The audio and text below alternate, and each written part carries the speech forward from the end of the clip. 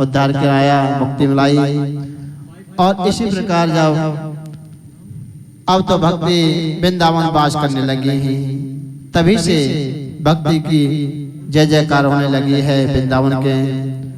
और इसी प्रकार कहते हैं कि जब भक्ति अपने पुत्रों का उद्धार कराया और आगे कथा को प्राणते हुए, बोलिए बांके बिहारी लाल की जय।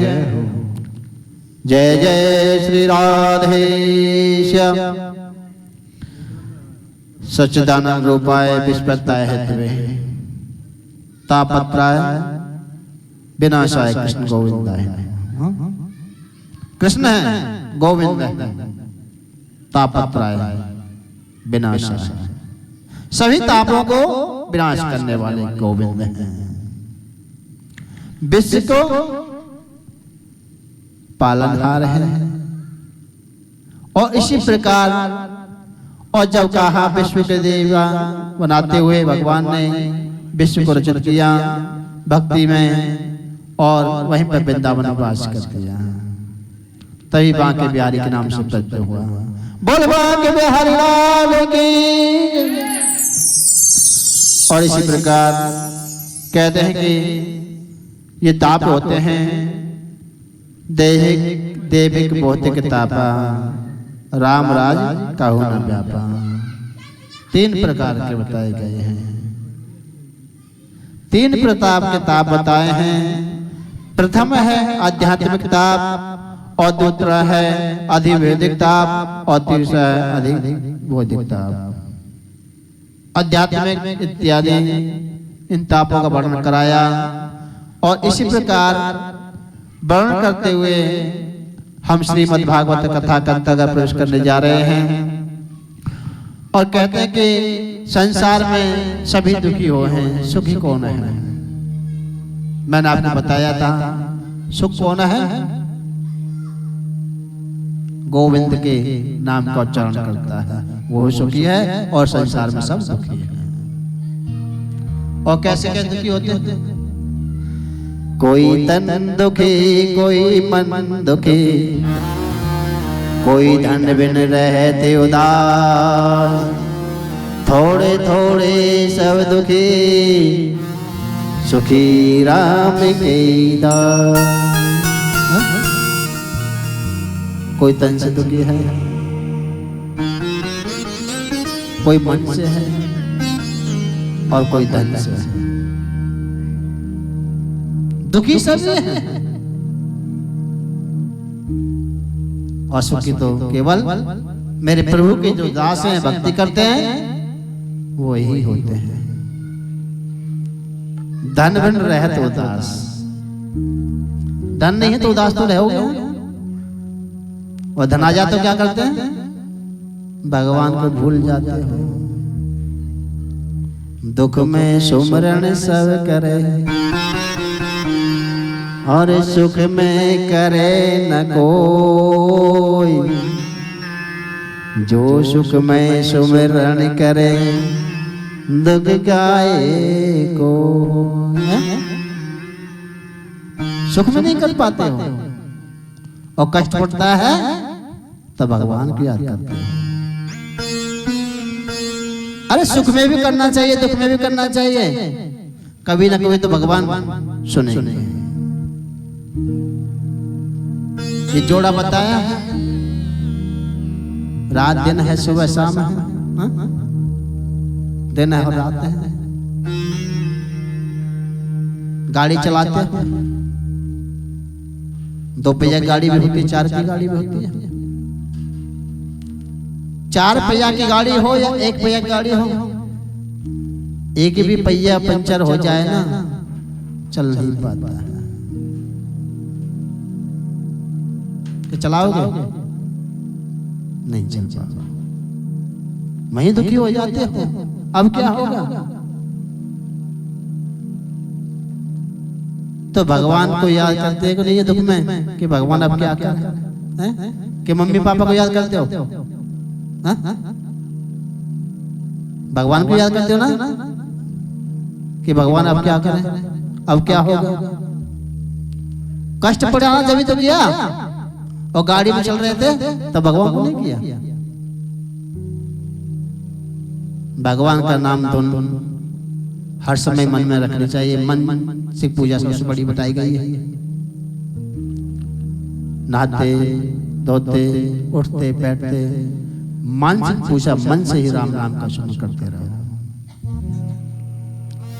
राम नाम की महिमा, राम नाम के हीरे मोती मैं बिखराऊं गली गली, ले लो कोई राम का प्यारा, शोर मचाऊं गली गली। हो भूलो मत प्यारे बिहारी जी का नाम, भूलो मत प्यारे बिहारी जी का नाम।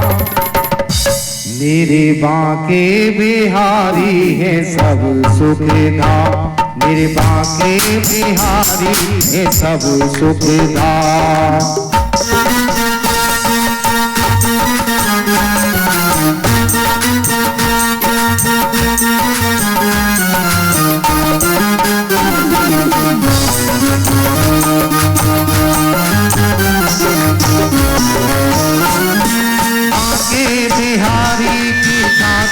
सुहानी महिमा बखान इनकी जाए ना बखानी, बांके बिहारी की झांकी सुहानी महिमा महान इनकी जाए ना बखानी।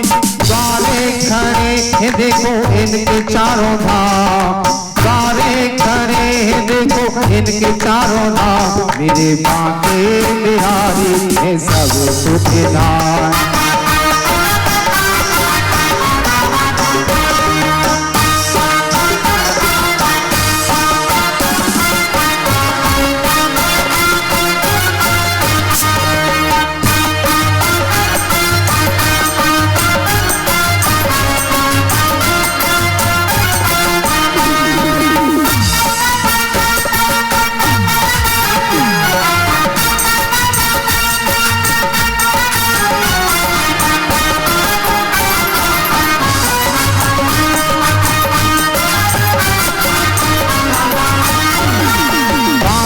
ठाकुर की बाकी तो पुरानी, मुक्ति भी भरती है आकर के पानी, मुक्ति भी भरती है आकर के पानी। सुर मुनि सब इनको करते प्रणाम, सुर मुनि सब इनको करते प्रणाम। मेरे बांके बिहारी है सब सुख धाम, मेरे कुंजे बिहारी है सब सुख धाम।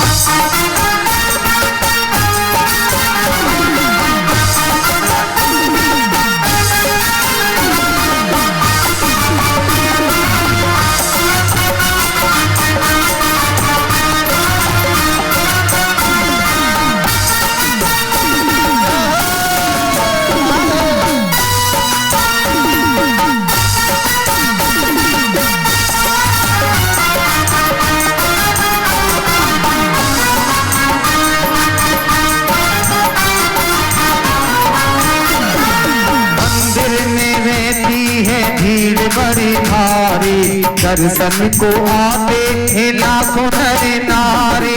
मंदिर में रहती है भीड़ बड़ी भारी, दर्शन को आते हैं लाखों नर नारी। सेवक है इनकी देखो दुनिया तमाम, सेवक है देखो इनकी दुनिया तमाम। मेरे बांके बिहारी है सब सुख धाम, मेरे कुंजे बिहारी है सब सुख धाम। भूलो मत प्यारे हो, भूलो मत प्यारे बिहारी जी का नाम। मेरे बांके बिहारी है सब सुख धाम, मेरे कुंजे बिहारी है सब सुख धाम। मेरे बांके बिहारी है सब सुख धाम। बोले बांके बिहारी लाल की जय जय श्री राधे श्याम। और कहते हैं कि जाओ, और सुखी वही होता है जो गोविंद का गुणगान करता है। संसार में सभी दुखी हैं, कोई सुखी नहीं है। आप बता सकते कोई व्यक्ति संसार में सुखी हो? कोई नहीं। एक व्यक्ति दिन भर काम करता है, सारा दिन मेहनत मजदूर कर कर क्या कहलाता है, 50 रुपये लाएगा। उसमें अपने बच्चे को खिलाए, अपनी पत्नी को खर्चा दे या सामान लाए, क्या क्या। इसी बात को जीव देखकर दुख होता है। धन की लालसा बढ़ती है कि भगवान मेरे पास भी धन होता, मैं भी आपका गुणगान करता और कराता। तो भगवान ने कहा है कि भक्त एक बार मेरे को सुमर के देख ले, आज कष्ट है कल सुख है।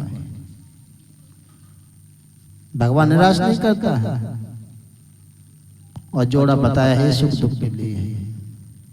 अगर सभी को सुख देता तो दुख को कौन देखता, कष्ट कौन देखता। हम पर तो कुछ कष्ट नहीं पड़ते हैं।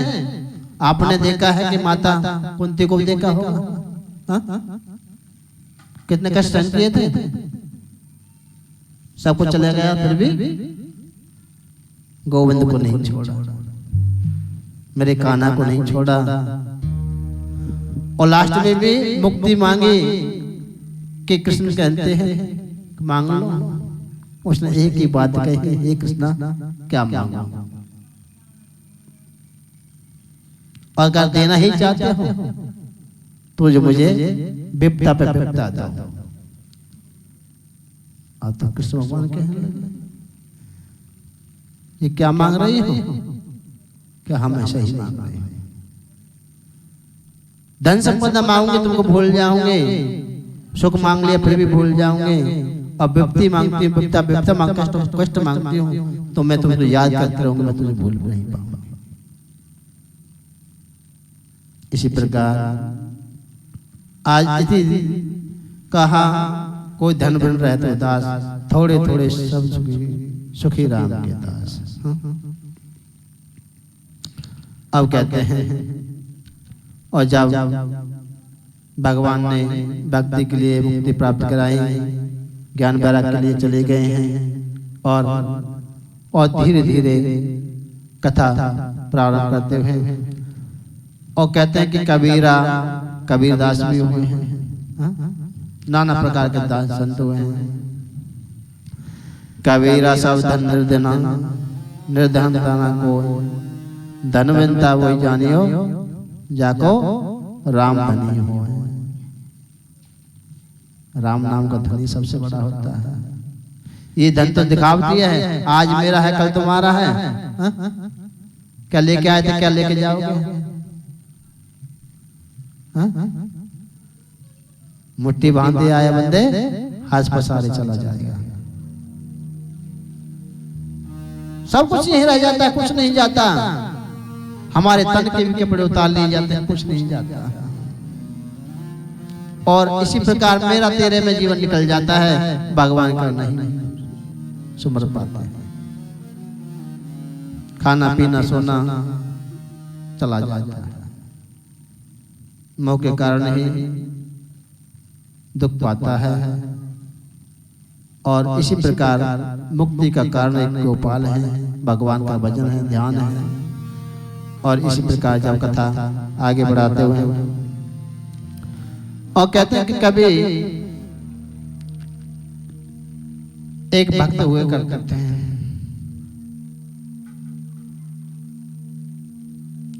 और बहुत ही श्रेष्ठ बड़े भक्त हुआ करते थे। उनका नाम था आत्मदेव।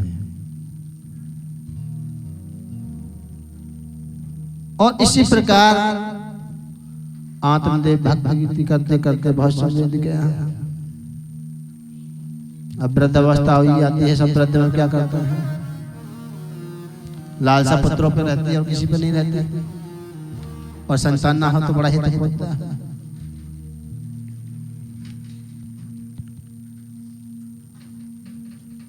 आप बड़ा किसको समझते हो, नाना प्रकार के बात बनाते हैं।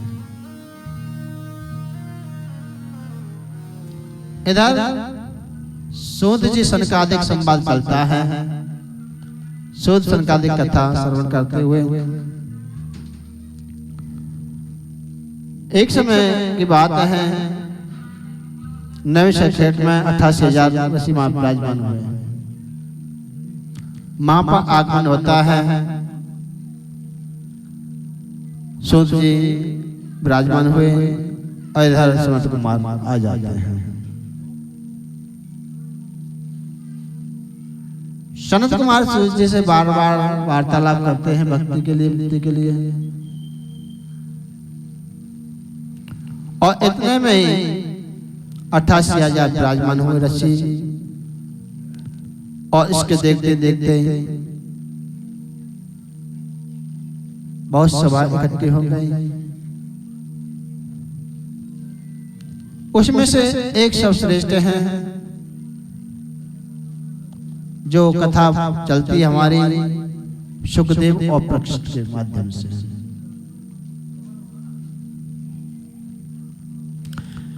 इसी प्रकार जब कथा को बढ़ाया, आगे चले, तो सूत जी शानदार संवाद करते हैं और कथा श्रवण करते हैं।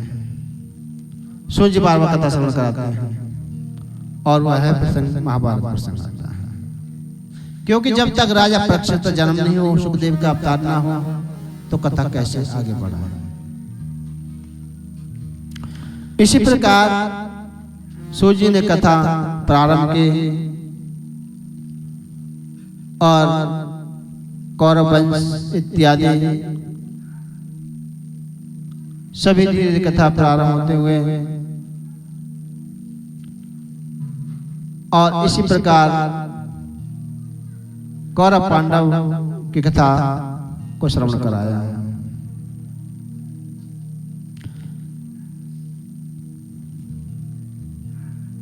और जब कथा को श्रवण किया, तभी उतने में ही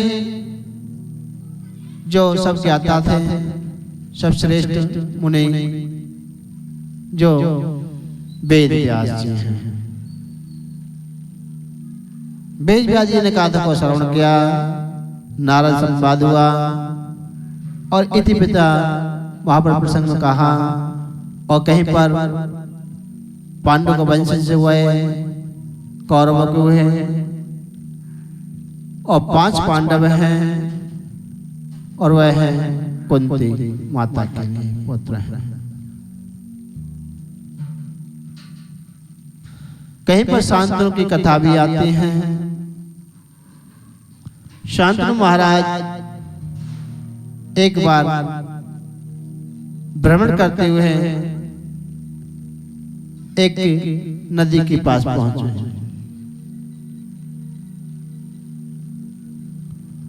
वहां पर देखा कि नदी बह रही है, अब कोई नहीं है पार करने के लिए। एक मलाह है, उसकी पत्नी का नाम है सत्यवती।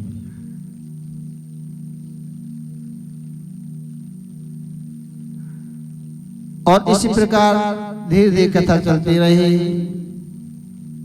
कहीं पर गंगा जी का अवतारित होना, शांतनु महाराज धीरे धीरे, और जैसे ही कहा, और नदी में जैसे पार करने के लिए मल्लाह को बुलाना चाहते हैं, तो कोई नहीं मिल पाया, और इधर मल्लाह की पुत्री आ जाती है नाव को लेकर।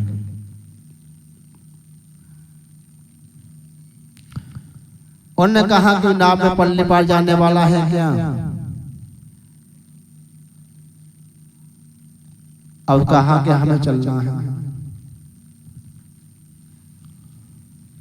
और इसी प्रकार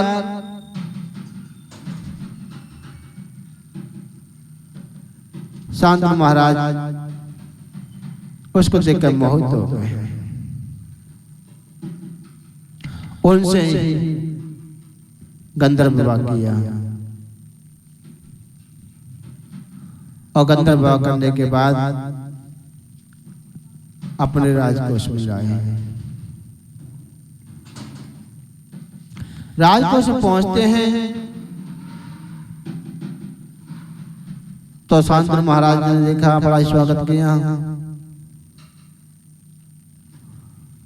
अब तो एक ही लालसा हुई है संतान, और फिर संतान की उत्पत्ति होती है। अब तो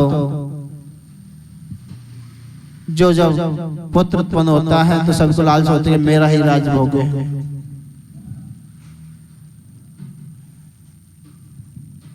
कि बड़ा ही पुत्र मेरा ही राज करेगा। इतना सोचते सोचते समय व्यतीत होने लगा, और व्यतीत हुआ, और पुत्र उत्पन्न होने के बाद भी अब तो उसने सोचा अब क्या करना चाहिए। और जब लालसा हो गई पुत्र प्राप्ति के लिए, उसने सोचा अभी पुत्र नहीं करना है। उसे याद आया कि एक संत हुआ करते थे बहुत बड़े, उन्होंने भी पुत्र उत्पन्न किए थे, और वो कौन थे पता है? आत्मदेव। जब याद आती है ना, सब कुछ भूल जाते हैं कि अब उसको देख लिए, ऐसा ही हमारे साथ होता है। और वही आत्मदेव जी आज याद किया बात को, और आत्मदेव की कथा को श्रवण करने लगे। आत्मदेव जी बहुत पंडित ज्ञानी हुए करते थे। उनका विवाह हुआ, और विवाह भी कैसा हुआ? एक धुंधली नाम की देवी से। नाम क्या था? धुंधली। अब नाम ऐसा है तो यथाई गुण होते हैं, यथा नाम यथा गुण। अब धुंधली तो उल्टे ही चलते थे, सीधा कहो तो उल्टा बताते थे, परेशान होने लगा। और संत भी कहते हैं कि संतों का जो वाणी अनमोल होती है। अब दुखी भी आत्मदेव जी परेशान हो गए, अब संतान भी ना होने लगे। अब तो सोचा अब तो जीवन बेकार हो गया, इधर से घर ये जीने नहीं देती है, इधर संतान भी नहीं है, अब तो मर जाना ही अच्छा है।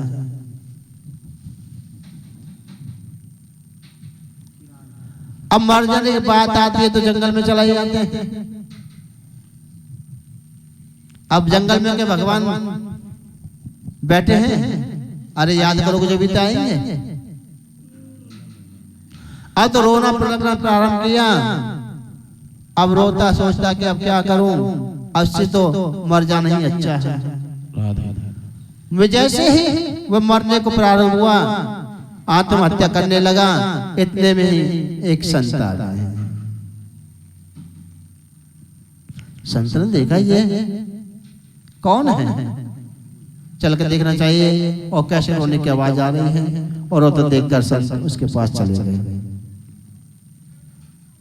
और जैसे संत उसके पास पहुंचे और उनसे पूछा कि हे आप क्यों रो रहे हो, आपका नाम क्या है, आप दुख का कारण मुझे बताइए। अब दुख के कारण को पूछता है तो बता ही पड़ जाता है। अब कहने लगे आपको क्या बताऊं, और बता के मैं क्या करूंगा, और तुम क्या कर पाओगे सुनकर कि तुम बताओगे तुम्हारा मन हल्का हो जाएगा। किसी की बात को अपने अंदर रख लेते हैं ना, उसको अंदर रहेंगे तो अपना अपना जीवन बचलता रहेगा। और कहेगा, और उस बात को बाहर किसी से दोहरा दोगे तो मन हल्का हो जाता है। उसने क्यों ना बताई दी जाए, और पूछ लिया कि मेरा नाम आत्मदेव है, मेरे कोई संतान नहीं है, इसलिए मैं रो रहा हूं। और जब संतान नहीं होती तो मुझे कोई जीने नहीं देगा, इसलिए मैं मर जाना ही स्वीकार करता हूं, अपनी आत्मा का हित मन कर देता हूं। और जैसे ही आत्मा ने देव ने कहा, संत रुकाने का कहा, ऐसा नहीं होता है, आत्महत्या करना महापाप होता है। एक पापी होता है, एक महापाप होता है। महापापी कौन होता है? जो आंखों से देख रहा हो मरता हो किसी को। और पाप कौन सा है? जो अपने शरीर को खंडित करता है, किसी से द्वारा फांसी से जहर की गोली खा लेते हैं, नाना प्रकार के। जो अपनी आत्मा को दमन करता है उसका नाम आत्मदेव हुआ। और आत्मा कहते हैं कि आत्मा जो परमात्मा का शरीर होता है, आत्मा ही परमात्मा है और इसको हम नहीं मार सकते। आत्मा कोई मरी है? मरता क्या है? शरीर। और आत्मा तो हम कितनी भी कोशिश कर लें नहीं मर पाएंगे। अपने शरीर को खंडित कर सकते हो पर आत्मा को नहीं मार सकते। वही संत ने कहा तुम आत्महत्या मत करो, मैं कोई उपाय करता हूं। उसने केवल गोविंद का, भगवान का सहारा लेके अपनी झोली से एक फल निकाल लिया। हो मेरा तार प्रभु से जोड़े, ऐसा कोई संत मिले। मेरा तार हरि से जोड़े, ऐसा कोई संत मिले। मेरा तार प्रभु से जोड़े, ऐसा कोई संत मिले। ओ ऐसा कोई संत मिले, ऐसा कोई संत मिले, ऐसा कोई संत मिले। मेरा तार प्रभु से जोड़े, ऐसा कोई संत मिले।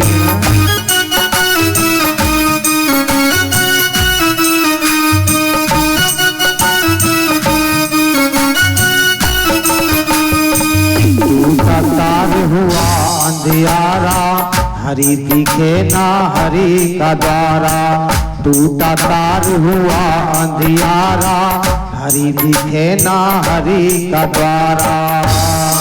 वो मेरा बिछड़ा मीत मिला दे, ऐसा कोई संत मिले। मेरा तार प्रभु से जोड़े, ऐसा कोई संत मिले।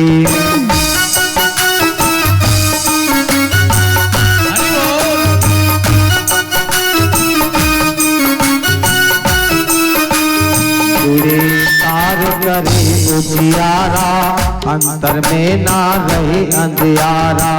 जुड़े तार उरे उजियारा, अंतर में ना रहे अंधियारा। वो मेरा अंतम रूप लिखा दे, ऐसा कोई मीत मिले। मेरा तार प्रभु से जोड़े, ऐसा कोई संत मिले।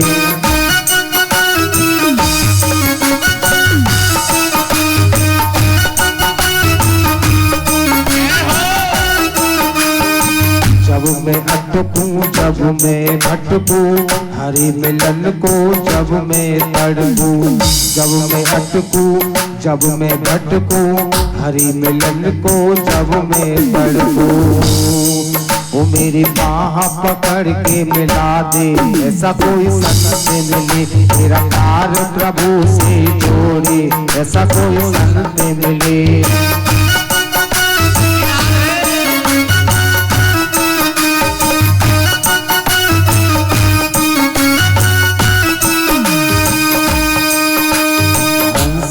हंस कर जाए हमारा, माया जाल में फंसे बेचारा।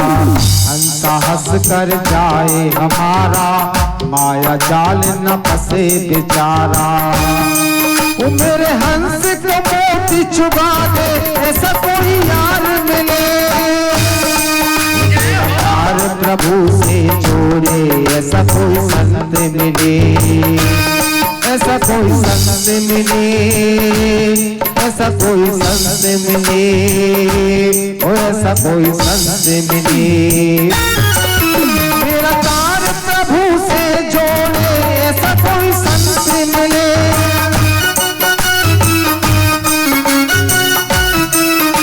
मेरा तार प्रभु से जोड़े ऐसा कोई संत मिले। बोले भागवत महापुराण के जय जय श्री राधे जय श्री राधे। और इस प्रकार और वही आत्मदेव तुंगभद्रा नदी में जैसे कूदना चाहता है मरने के लिए, संत आ जाते हैं, संत रोक लेते हैं। और संत ने अपने ही झोली से एक फल निकाल लिया और भगवान का सहारा लिया और कहा कि हे आत्मदेव, ये प्रसाद समझ के खा लेना और इसी से तुम्हारे संतान की प्राप्ति होगी। और संतान के लिए दिया फल है और तो फल लेके चला है आत्मदेव जी अपने घर के लिए। अपनी पत्नी से कहने लगा कि देवी, आज मैं प्रसाद लेके आया हूं। कैसा प्रसाद है? कि फल लेके आया हूं। फल कहां से लाए हो? अब तो वार्तालाप चलते रहे क्योंकि उल्टे ही चलते थे। अब फल के लिए कहां से लाए हो? अब क्या बताए कि मैं लेके आया हूं प्रसाद, फल ये है। ये बताओ कहां से लाए हो और मुझे फल क्यों खिलाना चाहते हो? पहले जब तक बताओगे नहीं तो मैं प्रसाद को नहीं पाऊंगा। उसने कहा ठीक है, तो पता नहीं पड़ेगा। अब धुंधली को प्रसाद के बारे में बताया, फल के बारे में। और कहा है देवी, ये फल है, एक संत महात्मा ने दिया है। कि कहां मिल गए तुमको संत महात्मा? के रास्ते में मिल गए थे। वाह, किस साधु से फल को ले आए? कौन था, कैसा था? मैं तो नहीं खाऊंगी इस प्रसाद को। बड़ी विचित्र की बात। अब आत्मदेव सोचते हैं कि कैसे इस फल को खिलाओ। उसने कहा कोई बात नहीं, प्रसाद नहीं थे, फल समझ के खा लो। अब फल के लिए कहा ठीक है रख दो, मैं खा लूंगा। उसके सामने फिर भी नहीं खाया।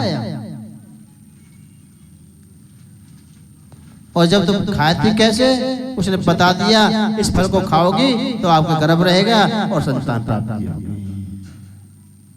अब तो सोचने लगी मैं क्यों खाऊं फल को? फल के खाऊंगी, गर्भ बढ़ेगा और संतान प्राप्त करते हैं, बच्चा प्राप्त करते हैं तो बड़ा कष्ट होता है। मैं तो नहीं खाऊंगी, मुझे पीड़ा सहन नहीं हो पाएगी, मैं नहीं खा पाऊंगी। सोचती रही। और आत्मदेव के यहाँ पर सब कुछ था, धन संपदा बहुत कुछ था, पर उन्हें खाने वाला कोई नहीं था। आज भी यही है, हमारे पास धन संपदा बहुत होती है पर उसे उपयोग करने वाला कोई नहीं होता। इसलिए तो दुख होता है इंसान को। सबको सहन कर जाता है पर यहां सहन नहीं हो पाता, क्योंकि नाना प्रकार की बात मिलती है कहने को। ये निपुंसक है, इसके संतान है, इसका मुख नहीं देखना चाहिए, ऐसा शास्त्रों में नहीं लिखा। ये शास्त्रों में लिखा ही नहीं कि जिसकी संतान है उसका मुख नहीं देखना चाहिए, कि लिखा है? कोई शास्त्र में नहीं लिखा। इसी प्रकार उस फल को ना खाने के कारण बात सोचने लगी। सोचती सोचती रही, अपनी पड़ोसी के पास गई, कहा बहन एक बात कहूं कि क्या कि आज हमारे जो स्वामी हैं पंडित जी महाराज एक फल लेके आए हैं और कहते इसको खा लो आपको संतान बन जाएगी। क्या फल से कभी पुत्र प्राप्त होता है? कहां से उठा लाए हैं कोई पता नहीं है। मैं तो विश्वास नहीं करती, ना मैं खा सकती। पारोशन कहने लगे क्यों? अरे पति देव लाए हैं तो खा लीजिए, क्या हो गया? कि नहीं खाएंगे। क्यों नहीं खाओगे? कि कैसा फल है, मैं इसको फल को खाऊं क्या मैं मर जाऊं?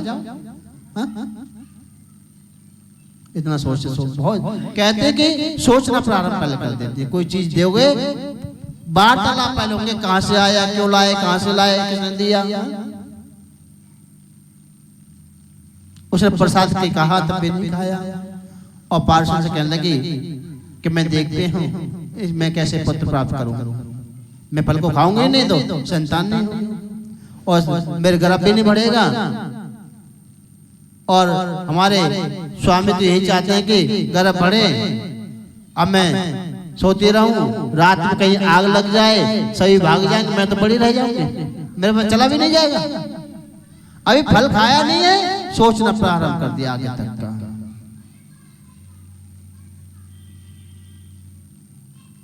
इतना सोचते हो कहने लगी है पार्षद कि कोई बात नहीं, अगर इससे फल ही से पुत्र उत्पन्न होता है तो ऐसे करते हैं, इसका प्रैक्टिकल कर लेते हैं। कि कैसे? कि मैंने देखा है तुम्हारे भी गऊ है, उसने भी कभी बछड़ा बछिया कुछ नहीं दिया है, इसलिए क्यों ना इस फल को गाय को खिला दिया जाए। और गौ माता ध्यान से सुन रही थी इस बात के लिए, मन में सोच रही थी ये तो मूर्ख है, अगर इस फल को मैं खा लूंगी तो मेरे गर्भ बढ़ जाएगा। और वही गौ माता को प्रसाद रूप में फल खिलाया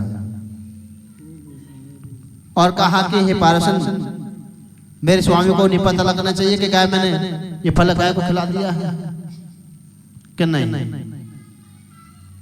पर इस बात को छुपाने के लिए मुझे कुछ देना होगा तुम्हें। क्या? हाँ, कैसे करो? मेरे घर में 5-4 बच्चे हैं, घर में कुछ खाने को नहीं है, तो इसके बदले मेरे को थोड़ा धन दे दे।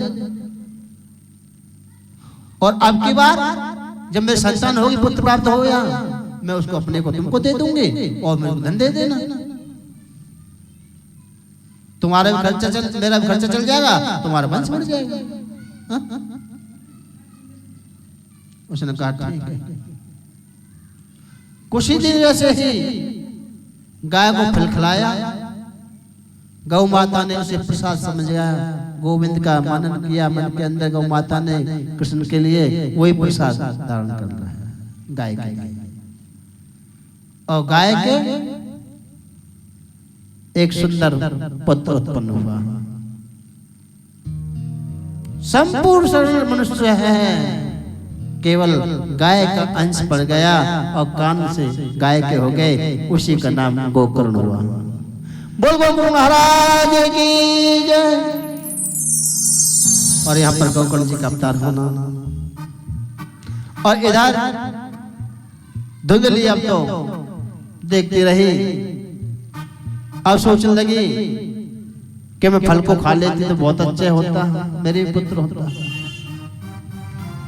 भगवान की लीला हुई, आत्मदेव जी ने भक्ति की, भजन ध्यान किया, उसके भी एक पुत्र उत्पन्न हुआ। पुत्र कौन था? दूसरे का। उसने कह दिया कि मेरे पुत्र उत्पन्न हुआ है, और पारोसी के जो पारोसी थे उसका पुत्र लिया था, और कुछ नहीं पता आत्मदेव को, और लाके सुला दिया कि मेरे पुत्र हुआ, मेरे पुत्र हुआ, कि पुत्र हुआ। आत्म जी भगवान जानते थे, वन में रहते थे ज्यादातर, कोई बात नहीं, पुत्र रूप स्वीकार कर लिया कि कहा अब पुत्र तो हो गया है, अब तो इनका उत्सव भी करना चाहिए, नामकरण भी करना चाहिए। अब तो सोचने लगे क्यों ना अपनी बहन को बुला लो। अब तो धुंधली सोचने लगी वाह बहन को बुला लो, अरे बहन आएगी, नंद आएगी तो भी धन लेके जाएगी। अब तो इतना सोचते सोचते समय बीत गया। कोई बात नहीं, किसी को मत बुला देवी, इसका नामकरण तो कर ले, पंडित जी को लिया मैं। वाह, पंडित जी को लिया, पंडित जी लेके नहीं जाएंगे क्या? वो खाली हाथ आएंगे तो धन लेके जाएंगे। मैं धन तो नहीं दूंगी किसी के लिए। तो देवी ये क्या वैसी बात कर रही हो? नाम तो करण कराना ही होगा, पंडित जी बुलाना होगा। वाह, गर्भ में हमने पाला, जन्म नम दिए, कष्ट हमने पीड़ा सहन की, और नाम पंडित जी धरेंगे? क्या तुम भी तो पंडित जी हो, तुम ही नामकरण कर लो अपने पुत्र का। देवी ठीक है, तू कहती है मैं नामकरण को सोचता हूँ। अब तो क्या है, क्या ठीक है, आत्मदेव कहने लगे, अब सोचने लगे मेरा नाम है आत्मदेव, और इसका नाम परमात्मा देव रखता हूं। इतना सोचा, धुंधली को कहने लगी, वाह, नाम भी रखते हो तो अपना जुलता, आपका नाम आत्मदेव, इसका नाम परमात्मा देव। ये कोई बात हमको जमीन नहीं है। क्यों? कि मैं माँ हूं, और सर्वप्रथम माँ अपने पुत्र का नाम रखती है। कि देवी ठीक है, तुम्हारी इच्छा जैसे तुम कर लो, तुम नाम रख लो। अब तो यथा नाम यथा गुण, ऐसी माता का नाम था धुंधली, और अपने पुत्र का नाम धुंधकारी रख दिया।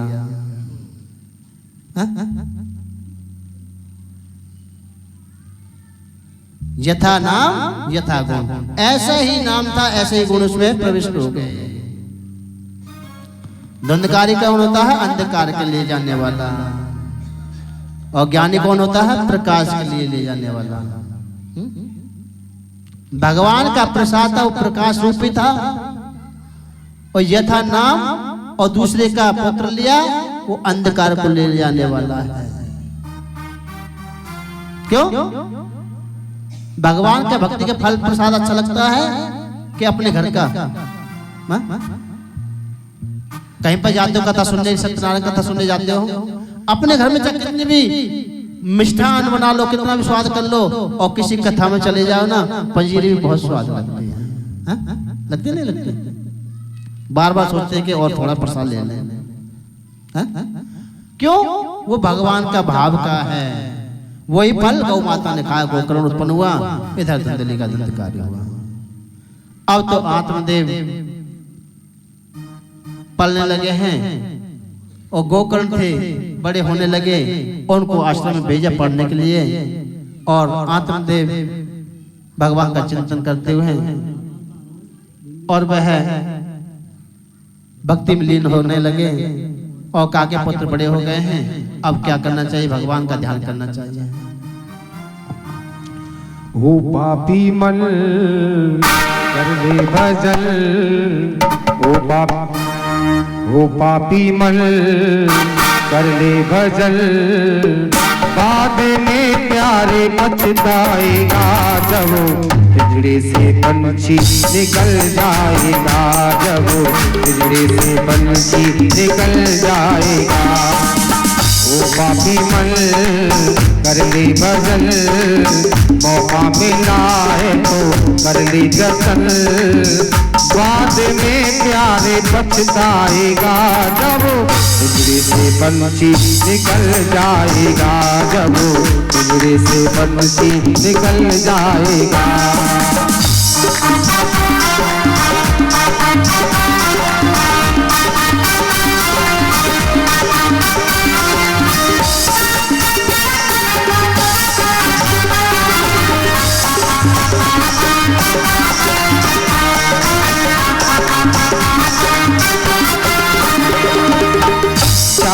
दिन का है जग का ये खेला, कोई न साथी संगी अकेला।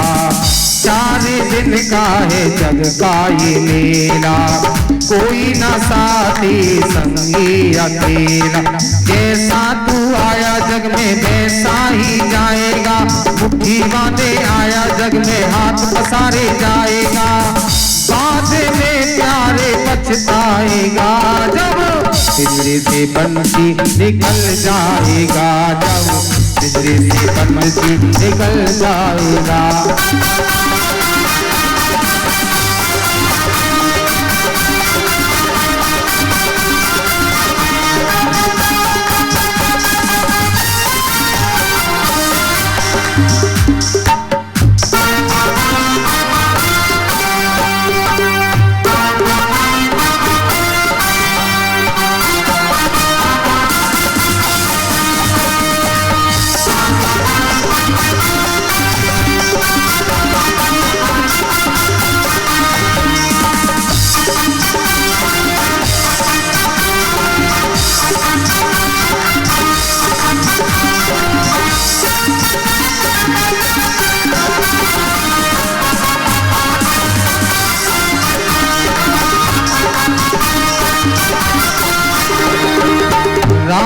नाम का सुमरन तू कर ले, राम जी का नाम प्यारे घट में तू भर ले। राम नाम का सुमरन तू कर ले, राम जी का नाम प्यारे घट में तू भर ले। राम जी का नाम प्यारे काम तेरे आएगा, जीवन मरण से तू मुक्ति पा जाएगा।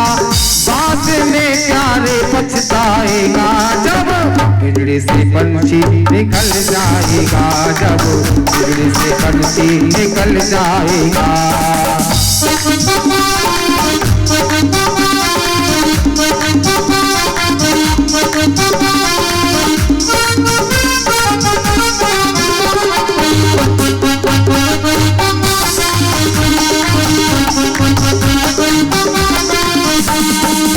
भाई बंधु कुटुंब कबीला ये तो जग का झूठा झमेला।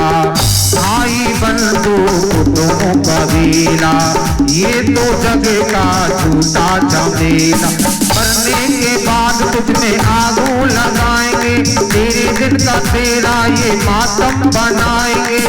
बाद में प्यारे पछताएगा जब पिंजरे से पंछी निकल जाएगा, जब पिंजरे से पंछी निकल जाएगा।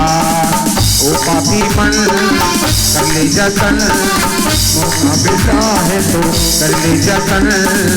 बाद में प्यारे पछताएगा, पिंजरे से पंछी निकल जाएगा, जब पिंजरे से पंछी निकल जाएगा।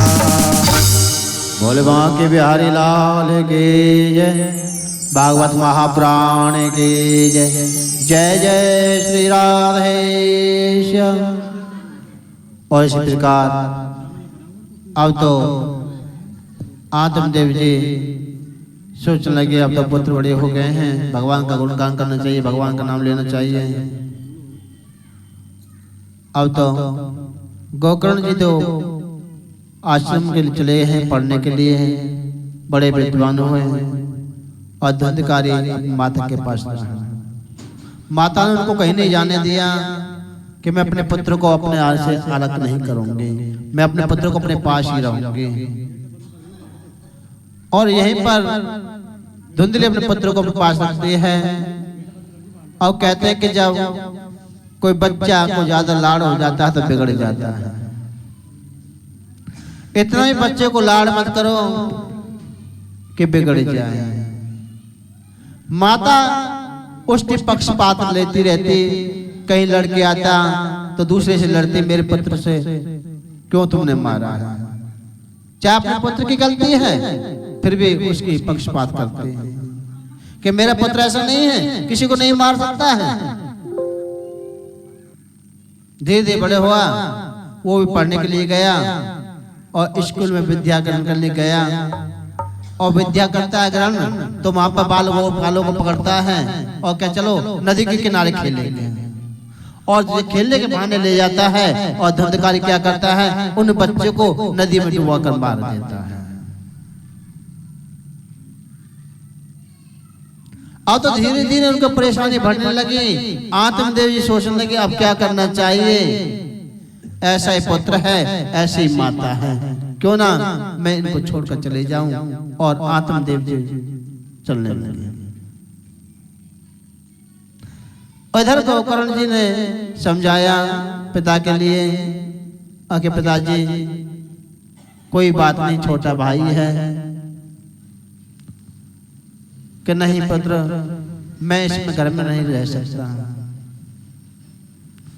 आत्मदेव चले गए हैं और भगवान की भक्ति में लीन हो गए, मोक्ष प्राप्त किया। इधर धुंधकारी बड़ा हो गया। अब तो माता से कहा माता पैसे दीजिए। माता प्यार से कहती है बेटा तेरा ही है, मेरा क्या है, ले जा। आज थोड़ा लिया, फिर धन थोड़ा सा ज्यादा लिया, ऐसे बढ़ता चला गया और बुरी संगत में पड़ गया। और संगत में कैसे, मदरापान, वैश्यागमन, दौड़ कीड़ा, यानी जुआ शराब की आदत पड़ गई है। पैसे ले जाता, धन ले जाता, उनसे जुआ सट्टा खेलता रहता। मांस मदिरा का सेवन करने लगा। माता बार बार समझाती, फिर उसको झाड़ देता कि माता ये धन मेरा है, तेरा नहीं। माता से उल्टे बोलने लगा। माता को ज्ञान हुआ कि आज मुझसे बहुत बड़ी भूल हो गई, उस फल को मैं खा लेती तो मेरे पुत्र होता,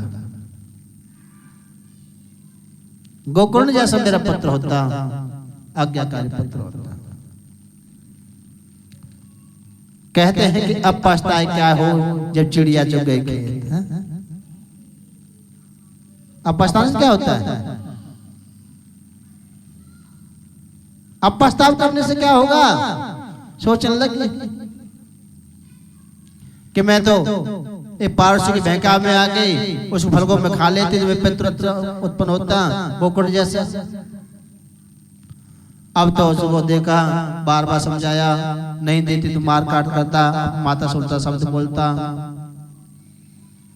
अब तो माता मारे पैसे दे देती, धन दे देती, दारू पी के आता, मदिरा लेकर मांस मदिरा का सेवन करने लगता घर पर ही। अब जिस घर में आत्मदेव रहता था वो भगवान का घर था, अब तो दैत्य का घर बन चुका है, निशाचर का घर बन गया है। और वही धीरे धीरे बढ़ता गया, उसका उदित बढ़ रहा हुआ। अब माता परेशान हो गई। माता ने सोचा अब क्या करना चाहिए। अब तो धीरे धीरे वैश्यगमन यानी पराई स्त्रियों को लाने लगा, उन पर धन लुटाने लगा। माता ने फिर भी रोका, फिर भी नहीं मान पाया। माता और परेशान हो गई। फिर कहा माता मुझे धन चाहिए, कि धंधकारी अब धन नहीं है मेरे पास, जो तेरे हिस्से का था वो तेरे को मिल गया, अब तेरे बड़े भाई का है, अब नहीं दूंगी। कहा माता क्या कह रही हो, धन नहीं दोगी? नहीं दूंगी। माता मैं तुमसे बार बार पूछता हूँ धन देती हो नहीं देती हो? कि क्या करेगा? क्या करूंगा? तुझे मार डालूंगा। माता से अब तो इतना कहा, माता के आंखों से अश्रु धारा बहने लगी, रोने लगी अपने पति की याद को करते हुए कि मेरे पति ने सही कहा था कि फल खा लेती सही रहता। और धीरे धीरे धीरे धुंधली ने अपने प्राणों को त्याग कर दिया, मोक्ष प्राप्त कर लिया। गोविंद का नाम लिया, अपने प्राणों को त्याग दिया। अब तो ना पिता है ना माता है, अब तो धंधकारी खुला हो गया। जितना भी धन बचा था उसे सब लुटाने लगा पैसा के ऊपर। अब कहते हैं कि जब धन संपन्न हो जाता है, हमारे पास धन होता है तो यार भी बहुत बन जाते हैं। खर्चा करने वाला हो और फिर खर्चा ना करे तो कोई नहीं पूछता है। धंधकारी ने बहुत खर्चा किया था उन वैश्या के ऊपर, तो उसका साथ देती रही। और जब नष्ट हो गया धन, उन्होंने कहा और लेके जाओ। वो कहना मेरे पास अब धन कुछ नहीं बचा, जो था मैंने तुमको अर्पण कर दिया, मेरे पास कुछ नहीं। वो कहने लगे अब तुम्हारे पास कुछ नहीं है तो तुम भी हमारे लायक नहीं हो, तुम चले जाओ यहाँ से। धक्का देकर निकाला। जैसे निकालना चाहते हैं धंधकारी लड़ने लगा। अब तो सोचने लगी है ये तो ऐसे परेशान करेगा, क्यों ना इसको रात्रि में मार दिया जाए। सभी इकट्ठी हो गई, धुंधकारी को पकड़ लिया, जकड़ लिया, उसको मारना प्रारंभ किया। और जैसे मरने को आता है, छूटता है, तो आवाज ना निकले उसके मुख में क्या डाला? दैत्य के कोले उसके मुख में डाल दिए, धुंधकारी के मुख में। क्यों चिल्लाएगा नहीं? उसे मारकर इसको धन को लेकर हम चले जाएंगे। उसी के घर में मार दिया धुंधकारी को। उनका धन लेकर सभी चली गई। अब तो गोकर्ण जी पढ़ लिख कर आए और देखा कि सुना कि पिता हमारे नहीं रहे हैं, माता भी नहीं रही है, तो गोकर्ण अपने माता पिता के लिए यज्ञ कराया, हवन कराया, पूजा पाठ कराई, आत्म शांति के लिए क्रियाएं कराई और उसी में घर में रहने लगा, जिस घर में धुंधकारी मरा हुआ था। और अकाल मौत जो मरता है ना, वो कौन बनता है? प्रेत।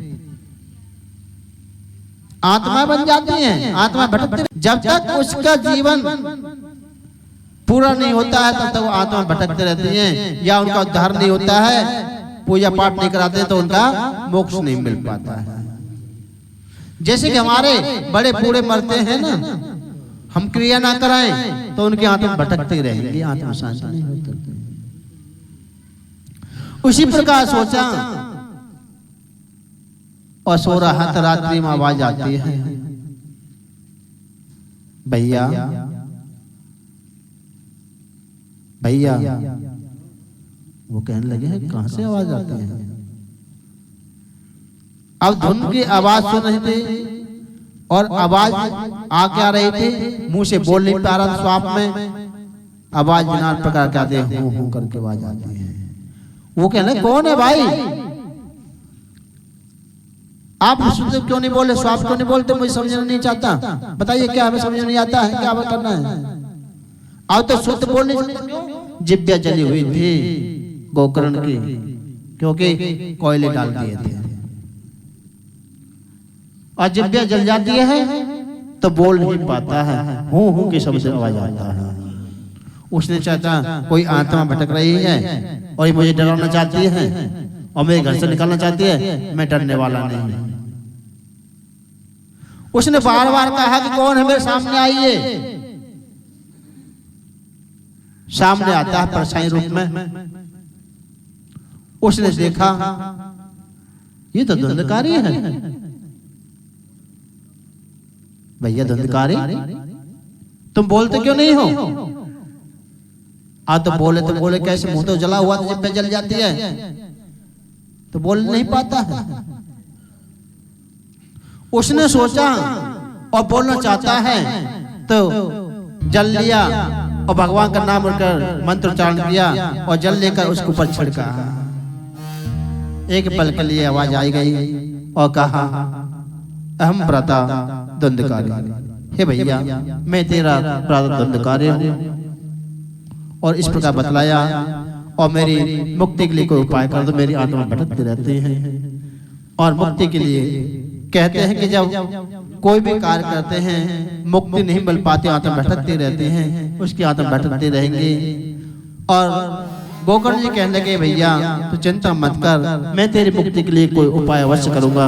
राधे राधे, जय श्री राधे। ओ मुक्ति का कोई तू जतन कर ले, मुक्ति का कोई तू जतन कर ले, रोज थोड़ा थोड़ा हरि का भजन करे, रोज थोड़ा थोड़ा प्रभु का भजन करे।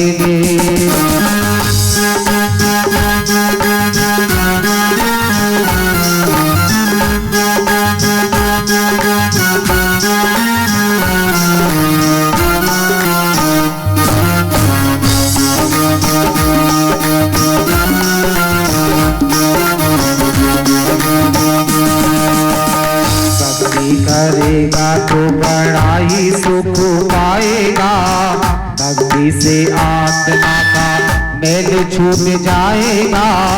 भक्ति करेगा तो बड़ा ही सुख पाएगा, भक्ति से आत्मा का मैल छूट जाएगा।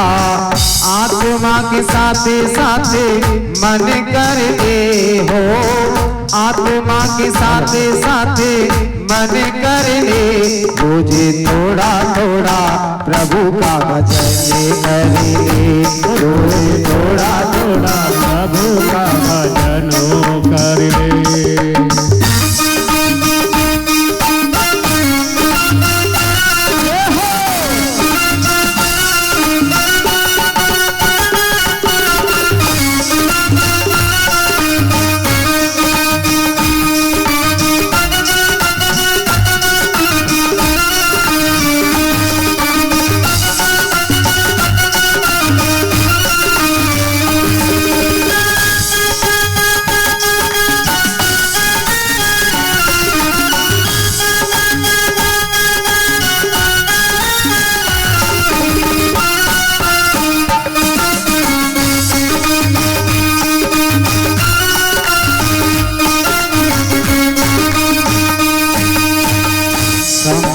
करे अच्छे लोगों की दवा मिल जाएगी सभी रोगों की। संगत करे अच्छे लोगों की दवा मिल जाएगी सभी रोगों की। जिंदगी को अपनी चमन कर ले, जिंदगी को अपनी चमन कर ले, रोजे थोड़ा थोड़ा प्रभु का भजन कर ले, रोज थोड़ा थोड़ा प्रभु का भजन कर ले।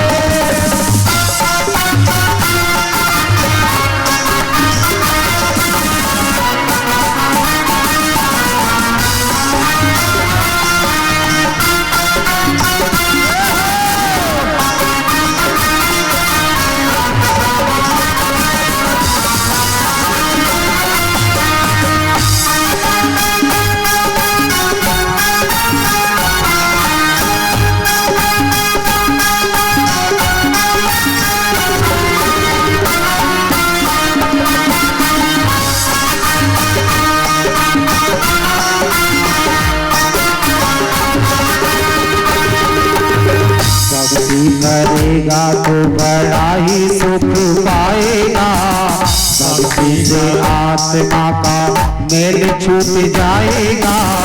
भक्ति करेगा तो बड़ा ही सुख पाएगा, भक्ति से आत्मा का मैल छूट जाएगा। वो आत्मा के साथे साथे मन करेंगे, आत्मा के साथे साथे मन कर ले, रोजे थोड़ा थोड़ा प्रभु का भजन कर ले, रोज थोड़ा थोड़ा प्रभु का भजन कर ले।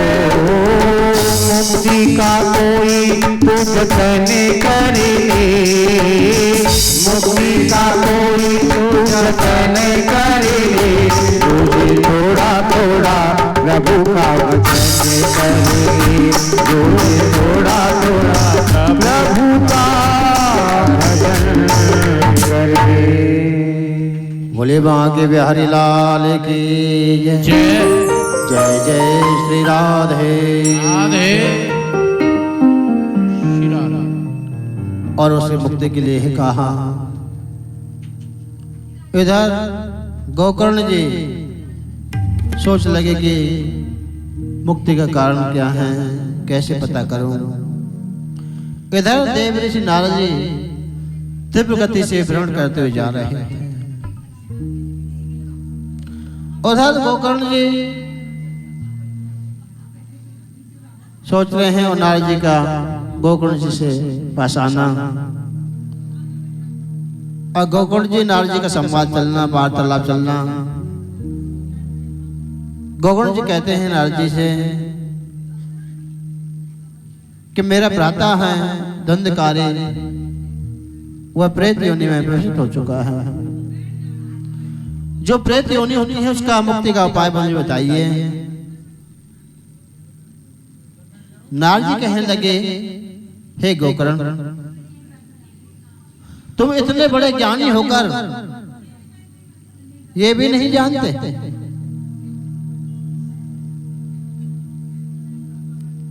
कि मैं समझा नहीं।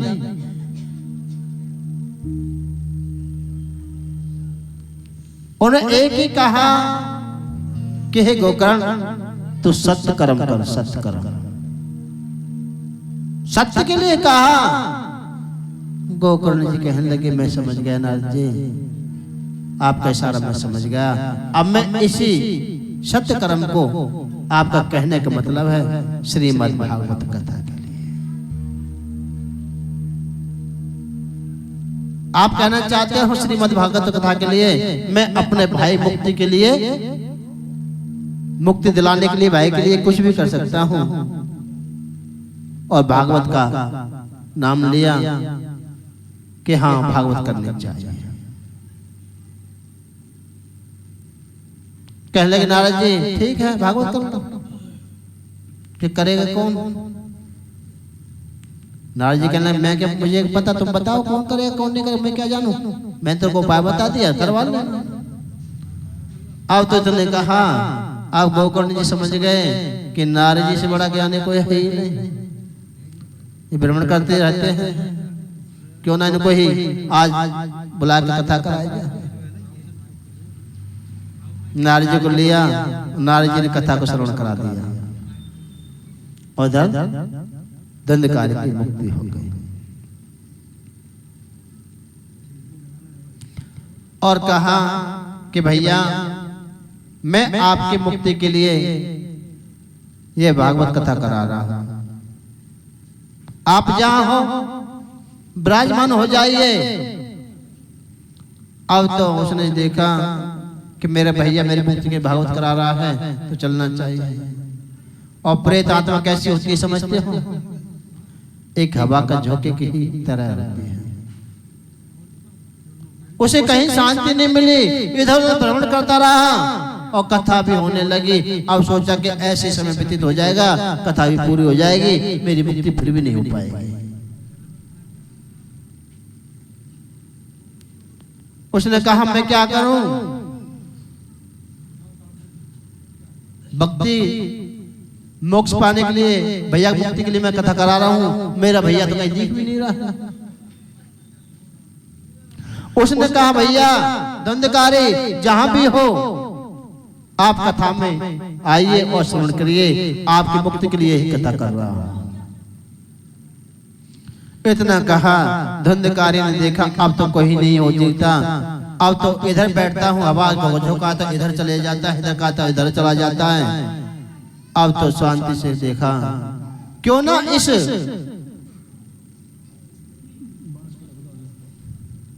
जो जो सप्त घंटे का पांच होता है उसमें ही विराजमान हुए, यही सप्त घंटे का प्रयास है, ये धंधकारी का आसन होता है। क्योंकि कथा को एक चित्त मन से सुनना चाहिए, कथा सुनने का भी फेर होता है। सोच लेते हैं कि 2-3 घंटे यहाँ से बच्चे चैन से नहीं रहने देंगे, कोड़ा तो सत्संग में चले जाए, कथा के लिए चले जाए, और कथा में जाकर क्या करेंगे, महाराज जी कथा कहते रहेंगे, हम दीवार का सहारा लेंगे और आंख बंद करके सो जाएंगे, और 2-3 घंटे कटे जाएंगे।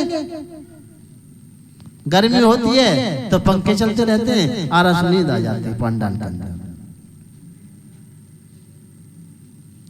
और इसी प्रकार नींद तुम्हें नहीं आती है, नींद तुम नहीं सोते, सोती कौन है, जो कुंभकर्ण की पत्नी थी निंद्रा देवी। राम ने जब भगवान ने कुंभकर्ण का मारा था ना, तभी कुंभकर्ण की पत्नी ने वरदान लिया कि प्रभु तुमने मेरे पति को तो मार दिया, मेरा उद्धार कैसे होगा, मैं किसके सहारे रहूंगी। राम भगवान ने कह दिया तो निंद्रा देवी चिंता मत करो कि नहीं मुझे भी मार दो, मैं भी अपने पति के साथ मरना चाहती हूँ। राम भगवान ने कहा मैं स्त्री जाति पर वार नहीं करता, मैं मारता नहीं। निंद्रा देवी ने हट करी कि भगवान मेरा उद्धार तो कर दो, कैसे मेरी मुक्ति मिलेगी। तो राम भगवान ने कह दिया जा निंद्रा देवी, जहां पर मेरा गुणगान होता रहे, मेरी कथा होती है, सत्संग होता रहे, और मेरे जितने भक्त आए उनके मस्तक पर बैठ जाना और वो सो जाएंगे, तुम कथा सुन लो।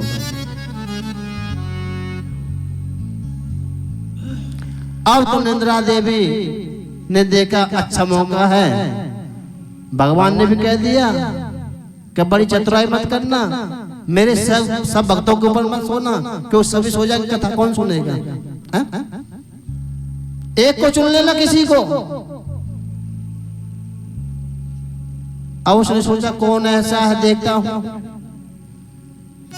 और निंद्रा देवी घूमने लगी तो एक वृद्ध माता थी, वो बेचारे आराम से दीवार का सहारा लेके और बैठी हुई थी। उसने सोचा अब ये हिलेगी ना, जुलेगी, क्यों ना इसके मस्तक पर बैठ जाऊं। निंद्रा देवी उसको पर सवार हो गई, माता सोती रही और निंद्रा देवी कथा सुनती रही। राधे। और जय जयकार हुआ। माता को कुछ पता नहीं, जयकार बोल रहा है कि कीर्तन भजन हो रहा है, अपने 2-3 घंटे नींद पूरी कर रही है। अब प्रसाद के टाइम में आरती हो गई कि माता चलिए ना, कि कथा हो गई, कथा हो गई। अरे 3 घंटे से कथा चल रही थी, क्या सुनना तुमने, क्या देखा? बेटा मोह ना पता, मैं तो सो गई चैन से। तो ऐसा भी नहीं होना चाहिए कि सब अपनी मस्तक पर निंद्रा को बैठा लो। और निंद्रदेव कैसे भक्ति है पता है? नहीं पता। निंद्रदेव जो भक्ति है मस्तक पर रहते हैं, तो मस्तक को हाथ की जरूरत पड़ती है, नहीं होती है कि जब ऊपर का हाथ ताली हो जाते मस्तक से भाग जाती है और कथा सुनते हैं। तो ताली कैसे बजाओ? कोई तो कहेगी यूं कर रही है नीचे नीचे, कोई यूं कर रही है, ऐसे नहीं, मस्तक से ऊपर ताली बजानी चाहिए, क्योंकि पाप होते हैं वो सर से भाग जाते हैं। हो पकड़ लो हाथ बनवारी, नहीं तो डूब जाएंगे। पकड़ लो हाथ बनवारी, नहीं तो डूब जाएंगे। हमारा कुछ न बिगड़ेगा, तुम्हारी लाज जाएगी।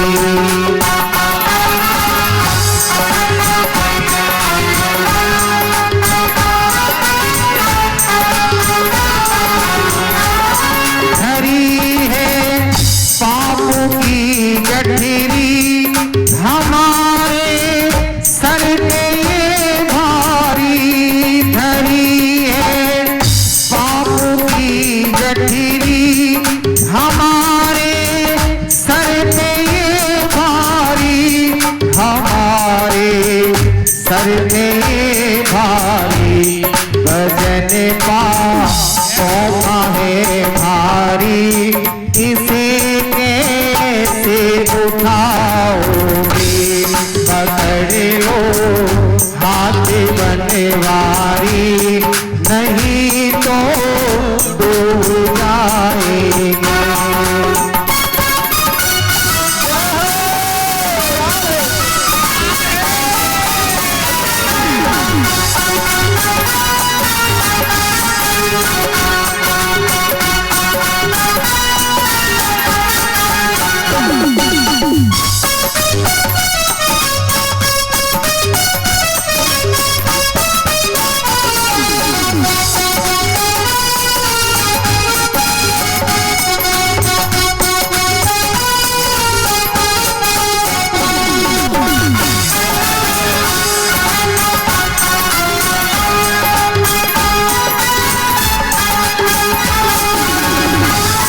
तुम्हारे ही भरोसे पर जमाना छोड़ बैठे हैं।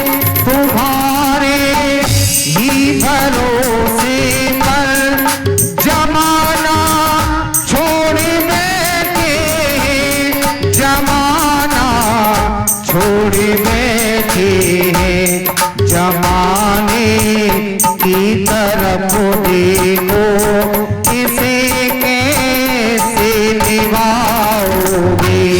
पकड़ लो हाथ बनवारी, नहीं तो डूब जाएंगे।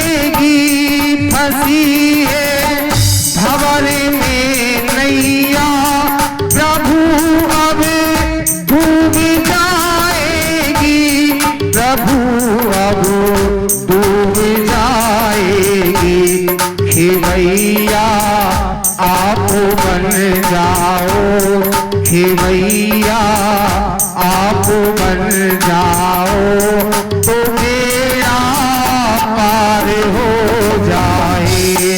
पकड़ लो हाथ बनवारी, नहीं तो डूब जाएंगे। हमारा कुछ न बिगड़ेगा, तुम्हारी लाज जाएगी।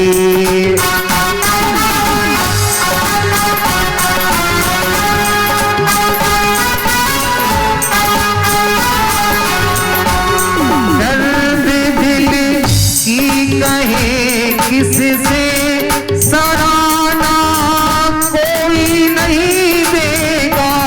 ये दर्द दिल की किसी कहे सराहना कोई नहीं देगा। सराहना कोई नहीं देगा। सुनोगे आप ही मोहन, सुनोगे आप ही मोहन, और किसी को सुनाओगे। पकड़ लो हाथ बनवारी, नहीं तो डूब जाएंगे। बोले बांके बिहारी लाल की जय, भागवत महापुराण की जय, राजा बक्षित महाराज की जय, संत समाज की जय। जय जय श्री राधे। श्री राधे। इधर गोकर्ण जी ने धुंधकारी के लिए श्रीमद् भागवत का अध्ययन कराया। अब तो गोकर्ण ने कथा को श्रवण किया और धुंधकारी ने कथा को सुना, और जैसे कथा श्रवण की उनके लिए बैकुंठ से विमान आया। अब विमान भी केवल एक आया। सही भक्त कहने लगे कि ये क्या कथा हम सबने सुनी और विमान गोकर्ण के लिए आया। भगवान तुम भी हम पर हमको छोड़ रहे हो। कथा तो हमने सुनी है ना, हमारे लिए विमान भेजना चाहिए था। गोकर्ण जी कहने लगे कथा सुनने सुनने का फेर होता है कि कथा सुनने का फेर होता है। एक होता है श्रोता, एक होता है श्रोता, दूसरा कौन सा होता है सरोता। कौन सा श्रोता, कौन सा जो सुपारी को काटते हैं। श्रोता होगा वो कथा श्रवण करेगा, और सोता है वो सोता ही रहता है, और सरोता सुपारी काटता है। अब तुम बताओ किस किस ने कथा को मन से सुना था? कौन कौन सोया था? तो सभी कि तुम्हारे अंदर कमी थी। कथा को तुमने श्रवण तो किया पर मनन नहीं किया, मनन से चिंतन नहीं किया। तुम तो चिंता में फंसे हुए थे कि का समय हो आरती का और कब दूध लेने जाएं, कुछ खाना बनाना है, ये सोच में रहते थे। कथा नहीं सुन पाई। और कोई सो जाता है, और तीसरे नंबर के बड़े विचित्र होते हैं। एक बात होगी तो दूसरी बात जरूर चलेगी। कथा में बात भी नहीं करनी चाहिए। वो तीसरे नंबर के होते श्रोता, जो सुपारी काटते हैं ना, श्रोता। श्रोता वही है जो कथा को मनन और चिंतन से कथा को श्रवण करे। इसलिए मेरे भ्राता के लिए धुंधकारी के विमान इसलिए आया। मेरे भ्राता धुंधकारी ने एक मन से कथा को श्रवण किया, एक स्थान पर बैठकर। तुम्हारा भ्राता कहाँ है कि तुम्हें नहीं पता? ये सप्त घंटे का बांस है ना, इसके अंदर मेरा भ्राता है, और एक घंटे में बैठा हुआ था। उसने ध्यान से कथा को श्रवण किया और इतने ही जयकार किया, एक घंटे पड़ जाते। बोल श्रीमद् भागवत महापुराण की जय। और एक गलती पड़ जाती है। और क्या कहते हैं श्रीराधे? वो मेरे बाके बिहारी सवरिया, मेरे बाके बिहारी सवरिया, तेरा जलवा कहाँ पर नहीं है, नहीं है तेरा जलवा कहाँ पर नहीं है।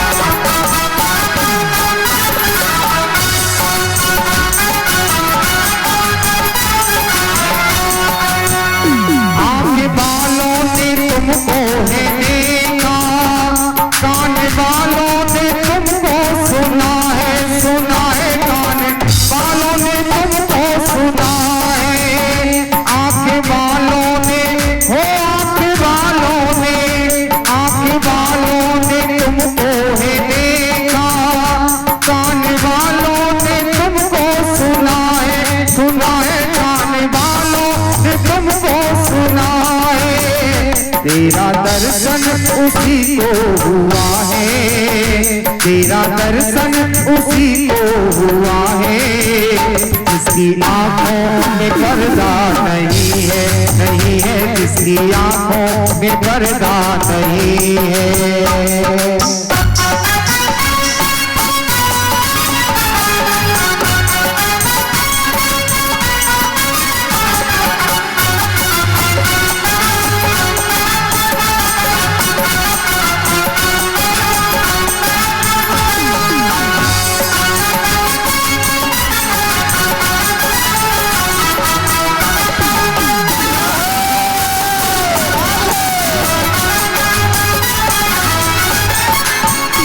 लोग पीते हैं, हो लोग पीते हैं, लोग पीते हैं, पी पी के गिरते, हम पीते हैं गिरते नहीं है, नहीं है हम पीते हैं गिरते नहीं है।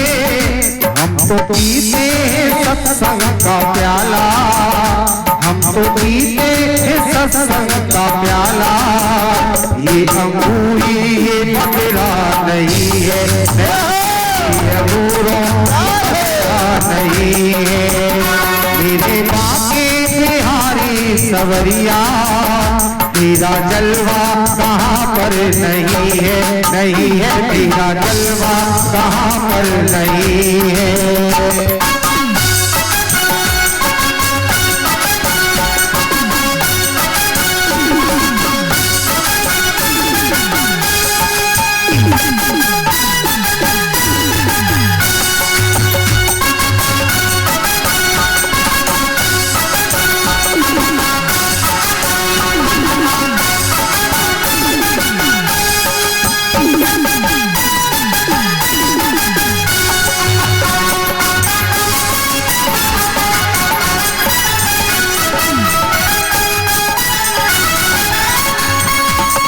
नशा जल्दी चढ़ता नहीं है, चढ़ जाए उतरता नहीं है, नहीं है चढ़ जाए उतरता नहीं है। ये नशा जल्दी, ये नशा जल्दी, ये नशा जल्दी चढ़ता नहीं है, चढ़ जाए उतरता नहीं है, नहीं है चढ़ जाए उतरता नहीं है। लोग जीते हैं दुनिया के डर से, लोग जीते हैं दुनिया के डर से, हमें दुनिया का कोई डर नहीं है, नहीं है हमें दुनिया का कोई डर नहीं है। मेरे बाके हो मेरे बाके, मेरे बाके बिहारी सवरिया, तेरा जलवा कहाँ पर नहीं है, नहीं है तेरा जलवा कहाँ पर नहीं है। देखिए कितना सुंदर भजन है। पीना है तो भगवान का अमृत पान का रस पीजिए। जब हमारे पास अमृत पान का रस पी लेंगे तो हमें डर किसका? किसी का डर नहीं लगता। और इसी प्रकार गोकर्ण ने कथा को श्रवण कराया था सबके अभिमान। अब तो कहा कि अब की बार सभी ध्यान से कथा सुनोगे तो सबके लिए विमान अवश्य। फिर कुछ समय बीतने के बाद कथा को श्रवण कराया और सभी भक्तों ने एक चित्त मन के कथा को श्रवण किया और सबके लिए अलग अलग विमान आ गए। देवलोक से विमान आए और सभी ने उसमें सवार हो गए और कहने लगे गोकर्ण जी आप नहीं चलोगे क्या? गोकर्ण ने कहा मैं अभी भी जा सकता हूं। कि क्यों? अरे हम जाए तो क्यों नहीं जा सकते? मैं इसलिए नहीं जा सकता, जैसे आप लोगों को भक्तों को उद्धार किया है ना, अभी बहुत से ऐसे भक्त अधूरे हैं, उनका भी उद्धार करना है, इसलिए मैं यहीं पर हूँ, उनको कथा श्रवण कराऊंगा।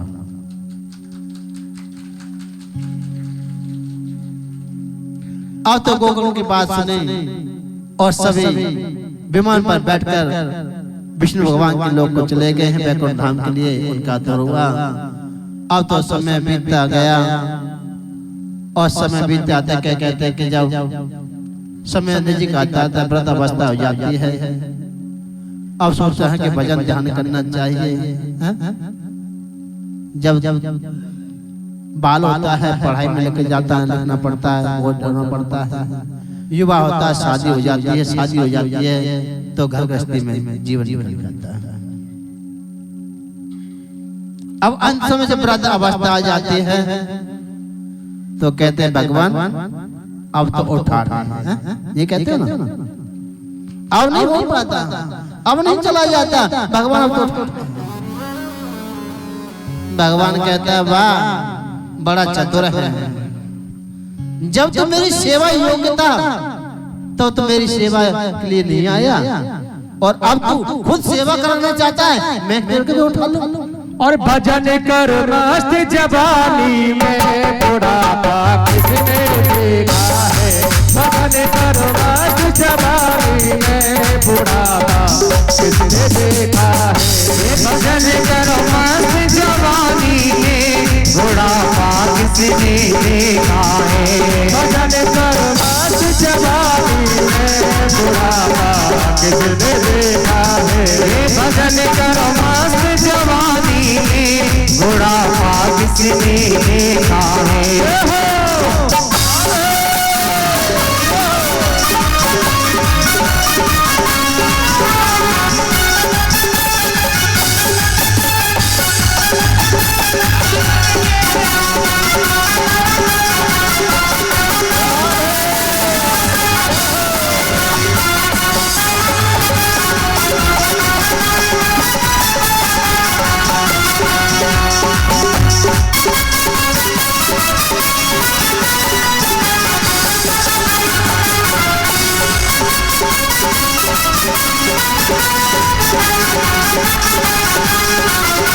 बुढ़ापे में बंदा हो चाहे बुढ़ापे में अंधे हो जाओगे, बुढ़ापे में अंधे हो जाओगे, बुढ़ापे में अंधे हो जाओगे।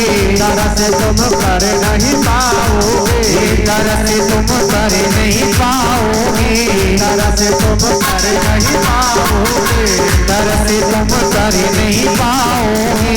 तरस करो